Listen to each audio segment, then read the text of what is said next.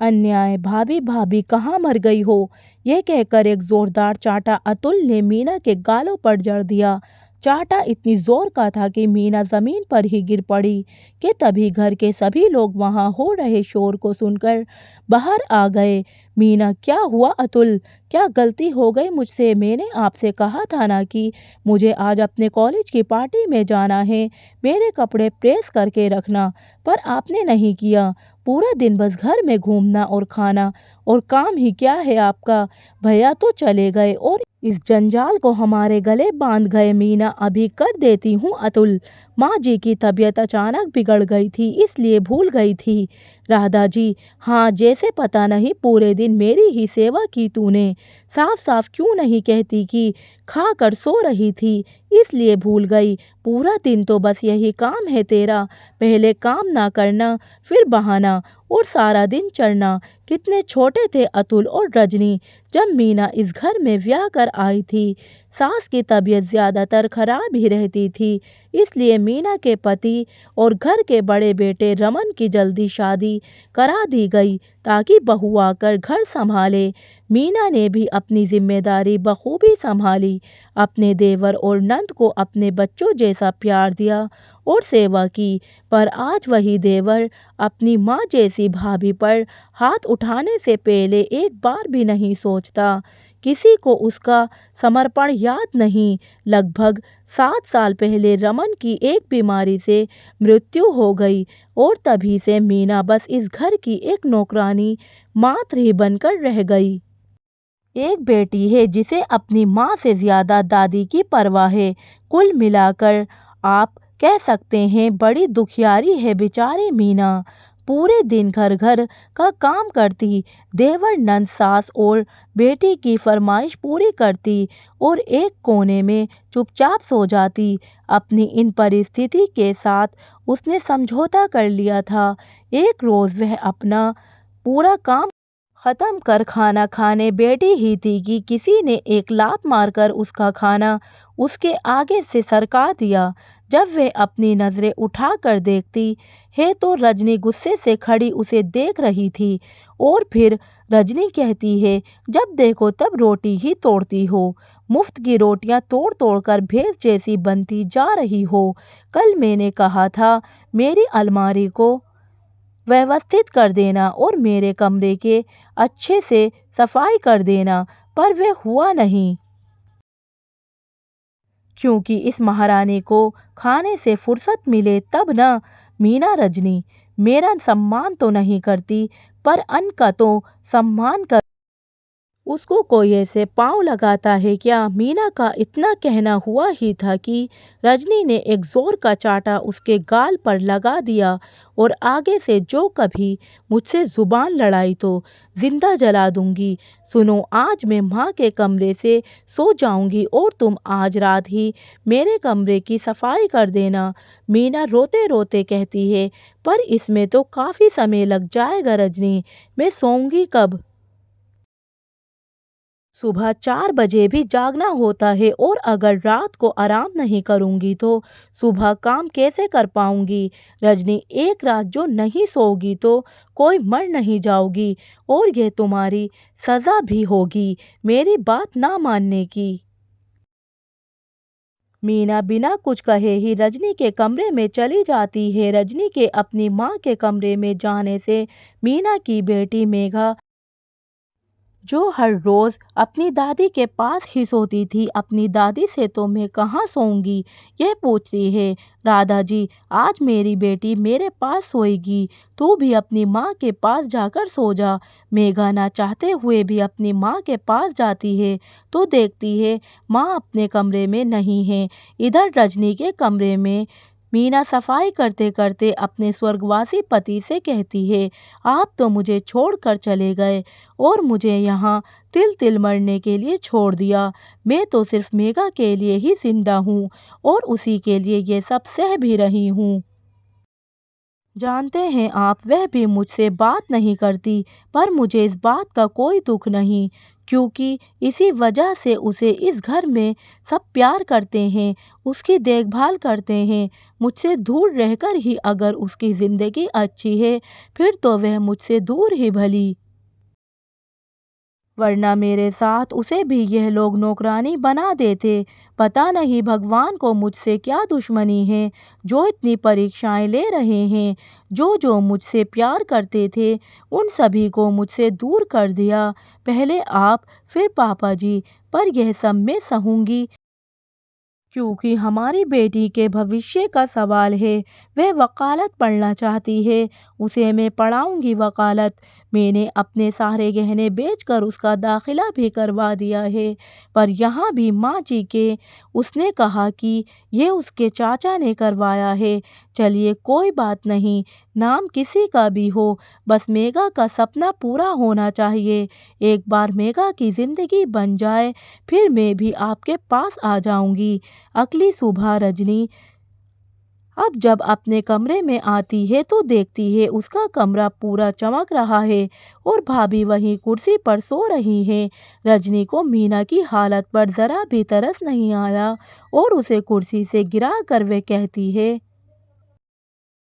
इतना भी काम नहीं था जो इतना सो रही हो, जाओ और अब मेरे लिए कॉफ़ी बना कर ले आओ। मीना कॉफ़ी बनाने रसोई में जाती है कि अतुल अपना नाश्ता, राधा जी अपनी पूजा की थाली मांगने लगती हैं। मीना फटाफट कॉफ़ी का दूध चढ़ाकर राधा जी के लिए पूजा की थाली तैयार करने चली जाती है। थोड़ी देर बाद जब वो रसोई में वापस आती है तो देखती है मेघा कॉफ़ी बनाकर रजनी के लिए ले जा रही है। मीना को तो अपनी आंखों पर यकीन ही नहीं आ रहा था, पर मेघा एक शब्द भी नहीं कहती।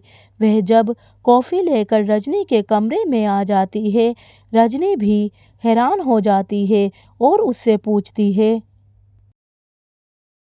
कल रात दादी ने अपने पास तो नहीं सोने दिया, इसलिए नाराज़ हो गई। मेघा बुआ, आपके लिए कॉफ़ी लाने से मेरी आपको नाराज़गी कैसे दिख गई? रजनी, यह तो तू अपनी माँ की मदद कर रही है ना, ताकि दादी को गुस्सा दिला सके, इसलिए ऐसा कहा। मेघा, अपनी माँ की मदद करना कोई बुरी बात है क्या? रजनी, नहीं, पर माँ जब तेरी माँ जैसी हो तब बुरी बात है।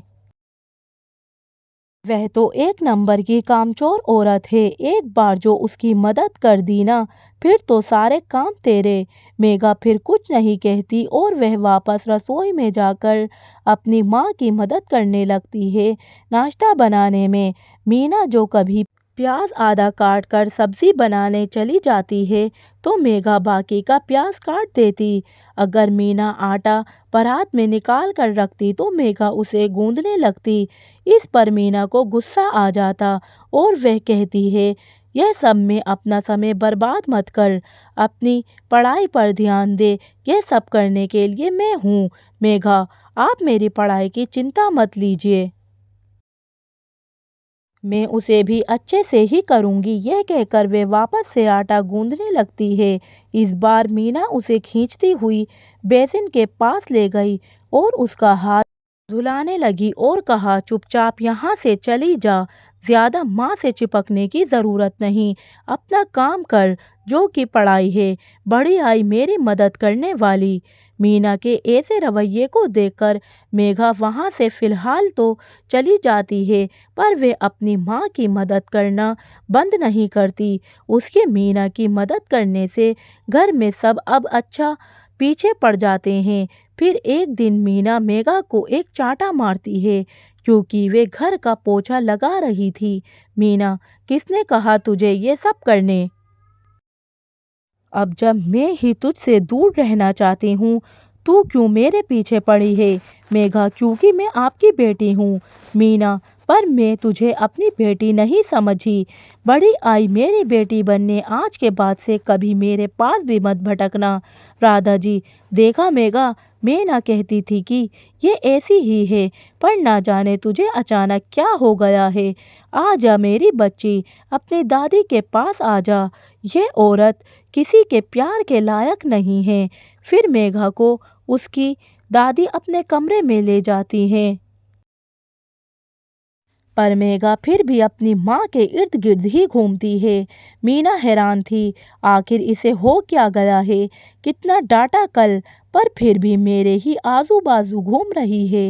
एक दिन मीना तेज बुखार लिए ही काम किए जा रही थी। दोपहर को सबके खाने के बाद वह अपने कमरे में लेटती है। बुखार ज़्यादा होने के कारण वे सो जाती है। थोड़ी देर बाद उसके सर पर एक ठंडी छुअन का एहसास होता है, जिससे उसकी नींद खुल जाती है। तो वह देखती है कि मेघा बेटी उसे पानी की पट्टियाँ कर रही है। उसे अपने इतने करीब देखकर मीना तुरंत उठ बैठी और कहती है, तू क्या कर रही है यहाँ पर? किसने कहा तुझे ये सब करने के लिए? अरे मरूंगी नहीं मैं, और ना ही तेरी इस सेवा की भूखी हूँ। तुझे एक बार में बात समझ नहीं आती, जा यहाँ से। मेघा अब अपने माँ को लिपट कर रोने लगती है। मेघा का रोना मीना के बाहरी कठोरता को पिघला रहा था, पर फिर वह खुद को मजबूत कर कहती है, यह सब क्या नाटक है? मेघा माँ, मुझे माफ़ कर दो। इस घर पर आप पर हुए अत्याचार को मैं देखती रही, पर कभी आपका साथ नहीं दिया, क्योंकि जब से होश संभाला दादी, चाचू और बुआ को आपकी बुराई करते ही देखा है। दादी ने तो यह भी कहा था कि पापा को आपने ही मारा था, और तभी से आपसे नफरत सी हो गई थी। मीना, और आज वह नफरत कहाँ गई? ऐसा क्या देख लिया तुमने जो अपनी माँ पर प्यार आ गया?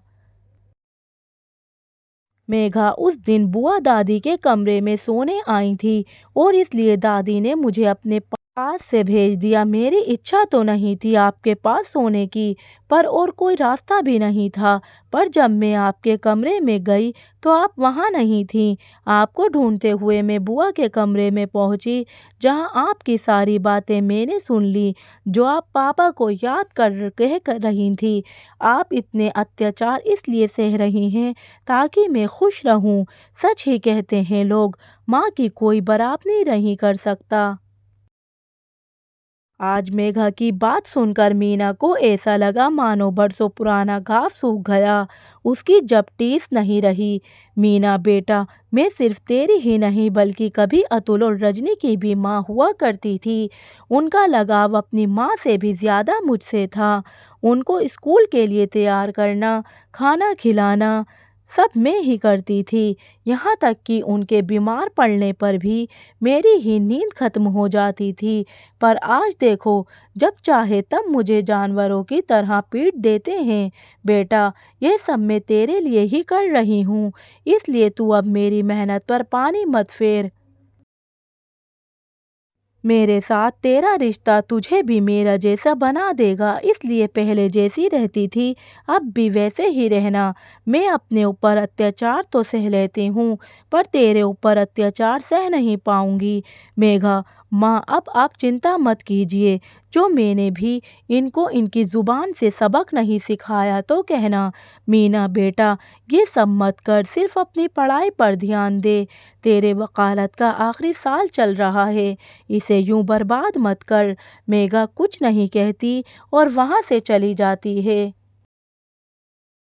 समय बीतता गया और माँ बेटी छुप छुप कर अपने रिश्ते को मजबूत बनाते रहे। एक दिन में मेघा आकर मीना से कहती है, माँ, मैंने वकालत पास कर ली, और एक खुशी की बात बताऊं? मीना रुक, अभी रात को बताना। इतने में रजनी आकर कहती है, देखो माँ, मैं ना कहती थी ये माँ बेटी ज़रूर कुछ खिचड़ी पका रहे हैं, और इन्हें लगता है ये हमें उल्लू बना देंगे। राधा जी, आखिर चुड़ैल की बेटी इंसान कैसे बनेगी?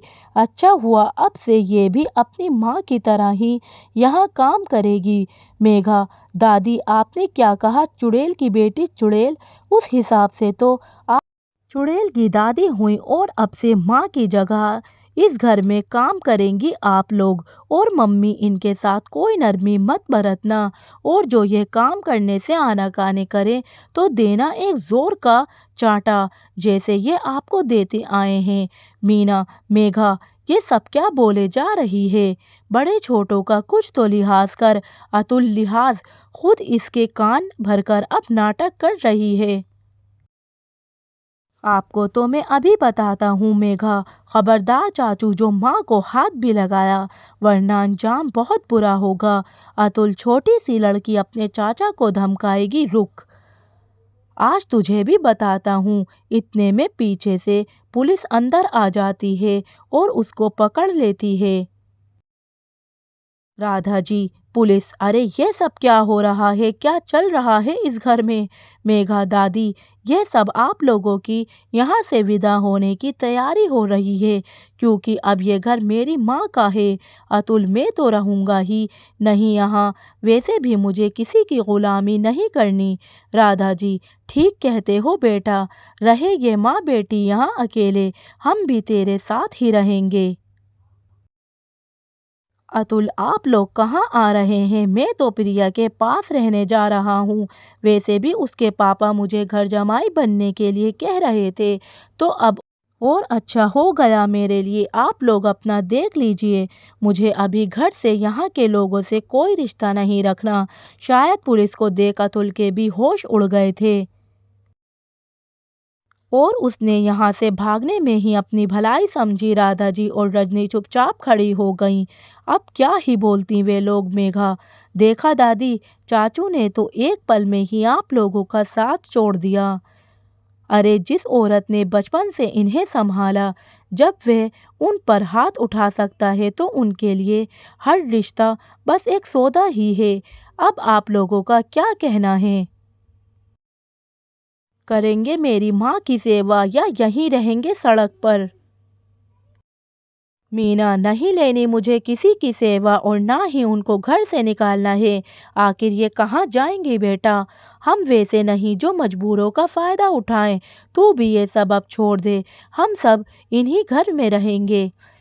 बस अब इन्हें मैं अपना परिवार नहीं कर पाऊंगी। मेरे लिए तो तू ही काफ़ी है। मेघा, देखा दादी, इतना कुछ किया आप लोगों ने मेरी माँ के साथ, पर फिर भी इन्होंने आप लोगों का दुख नहीं देखा जा रहा। पर याद रखना, अपने किए का इसी जन्म में भोगना ही पड़ता है। माँ ने तो आप लोगों को छोड़ दिया, पर भगवान आपको आपकी करने की सज़ा ज़रूर देगा। फिर कुछ दिन बाद अतुल घर लौटता है और अपनी माँ के पैरों पर गिरकर कहता है, माँ, मुझे माफ़ कर दो। मुझे पता चल गया है, जहाँ अपनों का साथ नहीं होता वहाँ कुत्तों सी ज़िंदगी हो जाती है। प्रिया के पापा के लिए मैं बस उनका पालतू कुत्ता बनकर रह गया हूँ। बात बात पर मुझ पर हाथ उठाते थे। मुझे अब वहाँ नहीं रहना माँ। राधा जी, पर अपनी भाभी के साथ तू भी तो वही करता था ना। अब चला जा यहाँ से। एक पल में अपनी माँ बहन को छोड़कर चला गया था। अगर आज तेरी भाभी ना होती तो शायद हम माँ बेटी किसी सड़क पर भटक रहे होते। और उन्होंने तुझे भी तो बड़ा किया है। शायद आज तू भी इस मुकाम पर ना होता जो तेरे भाभी ना होती। जा यहाँ से और अब कभी वापस मत आना। ये सब पीछे खड़ी मीना सुन लेती है, पर फिर भी वह अपनी सास को माफ़ नहीं कर पाती है और एक ही घर में वह उनसे अजनबियों की तरह पेश आती है।